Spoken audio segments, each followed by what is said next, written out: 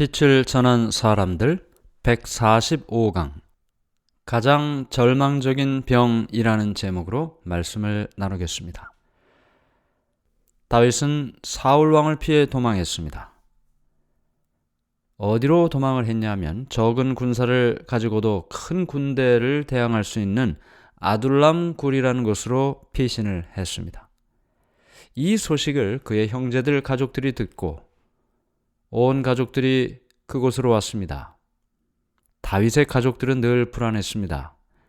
다윗을 죽이기 위해서 사울 왕이 여러 노력을 했기 때문에 그 가족들에게도 늘 불안한 일이 되었겠죠.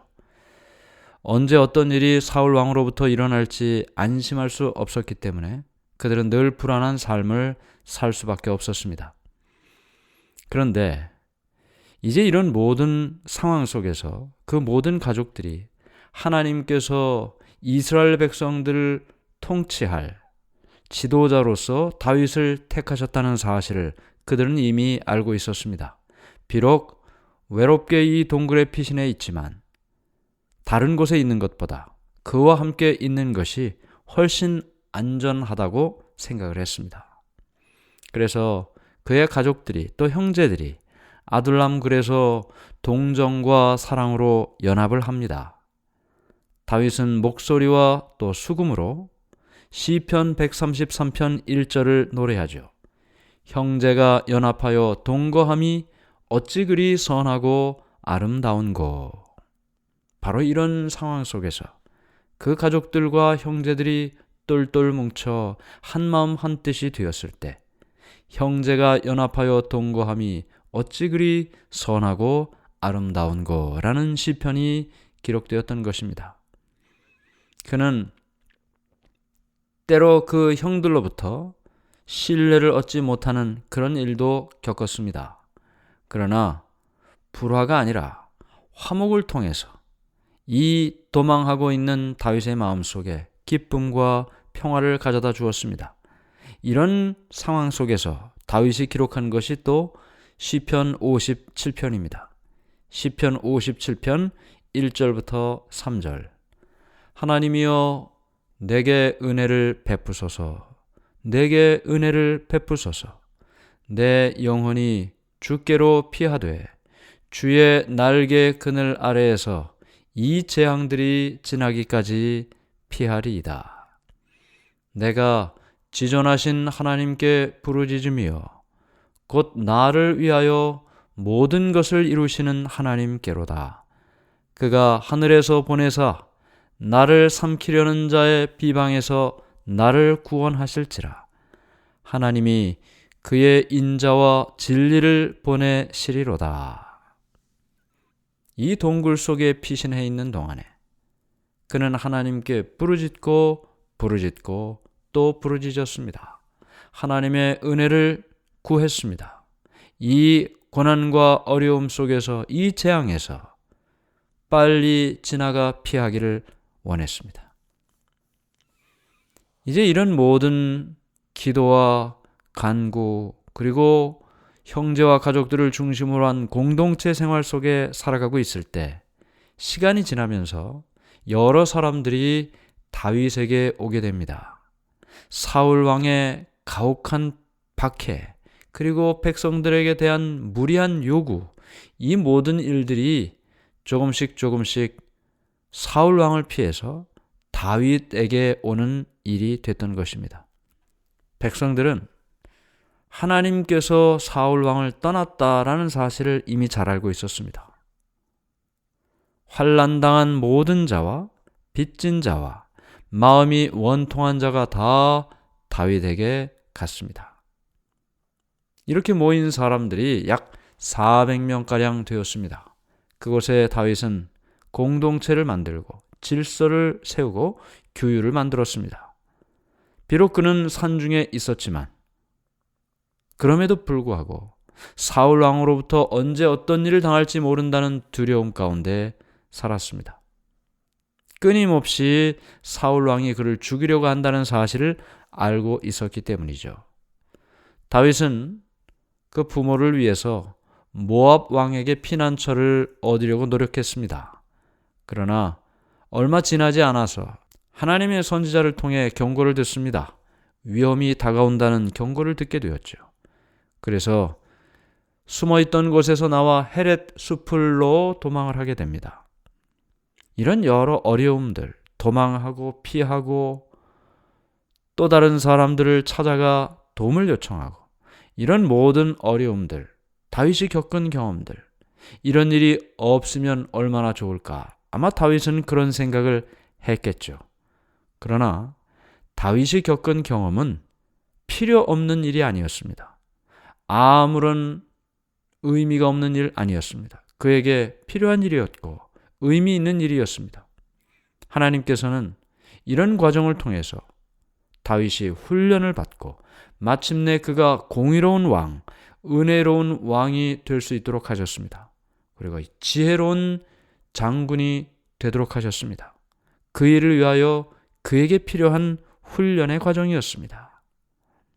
다윗은 자신에게 도망한 사람들과 함께 사울이 얼마나 살인마적인 감정 그리고 맹목적인 경솔로 감당할 수 없는 그 많은 일들을 하고 있다는 사실을 알고 있었습니다.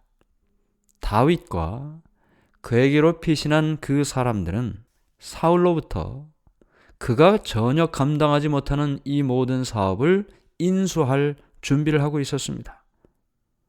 사람들이 하나님께서 말씀하시는 그 권고를 버리고는 공의롭고 신중하게 행할 수가 없습니다.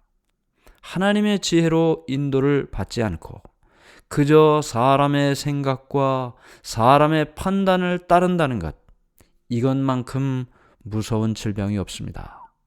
하나님께서 인도하시는 길이 아닌 자신이 선택한 길로 가고자 하는 것, 결코 치유받기 어려운 절망적인 질병인 것입니다. 사울이 이제는 알게 되었습니다. 아둘람 굴에 다윗이 있다는 사실을 알게 됐고, 어떻게 해서든지 다윗을 함정에 빠뜨리고 그를 사로잡을 준비를 하게 됩니다. 주위에 있는 사람들에게 어떻게 해서든지 다윗을 죽이기 위해 노력하는 자는 큰 상을 주겠다고 이야기했습니다. 그런데 그 이야기를 들은 사람 중에 에돔 사람 도액이라는 사람이 있었습니다. 이 도액은 다윗이 그 성막을 방문했을 때 아히멜렉 제사장이 그를 숨겨준 것을 보았습니다. 그래서 이 도액은 이제 사울 왕에게 그것을 고발하죠. 그래서 그가 그것을 본 것뿐만 아니라 죄를 지은 이 도액이 성막에 있을 때 그 죄를 책망한 제사장에 대한 분노, 증오가 그의 마음속에 있었는데, 다윗이 성막을 방문했고 그것을 제사장 아히멜렉이 숨긴 것을 사울에게 이야기합니다. 사울의 마음속에 활활 타오르는 분노가 있었습니다. 그리고 그의 마음속에 치밀어 오르는 그 증오와 분노를 참지 못하고 아히멜렉을 비롯해서 제사장의 모든 가족을 죽이라고 말합니다. 이 명령, 제사장뿐만 아니라 전 가족까지도 멸하라고 명령한 이 명령은 결국은 집행이 되었습니다. 그래서 아히멜렉뿐만 아니라 그의 아버지의 집에 있는 가족들, 제사장 가족들이죠.